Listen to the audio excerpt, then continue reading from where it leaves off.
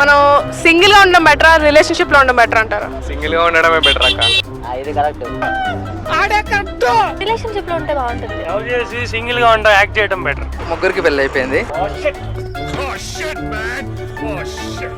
Relation లో ఉండడం. అంటే చూస్తున్నారా?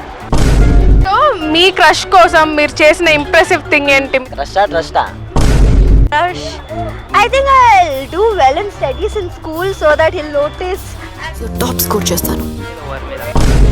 ట్రస్ట్లే లేరు చేయడానికి.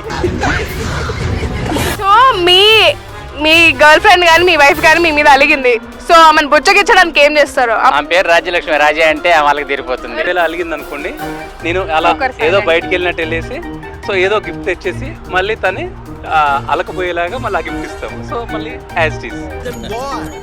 నేనే తిరగలుగుతా. చాలా బాగుంది. సో ఈరోజు వ్యాలంటైన్స్ డే కాబట్టి ప్రేమికులంతా పార్కుల్లోనూ సింగిల్స్ అందరు ఇంట్లో ఉన్నారు. సో నా లాంటి వాళ్ళు ఇంట్లో బోర్ కొడుతుంది. సో ఏం చేద్దామా అనుకుంటే మా చాయ్ షాట్స్లోని రామ్ కామ్స్ చూసి ఎంజాయ్ చేద్దాం అన్నదే ప్లాన్. ఎవరైనా నా వ్యాలంటైన్స్ డే ప్లాన్స్ అడగండి, నా ప్లాన్ ఇదే. సీరీస్ చూద్దాం, రామ్ కామ్స్ కొన్ని మంచి మంచి రామ్ కామ్స్ ఉన్నాయి, అవి చూసేద్దాం.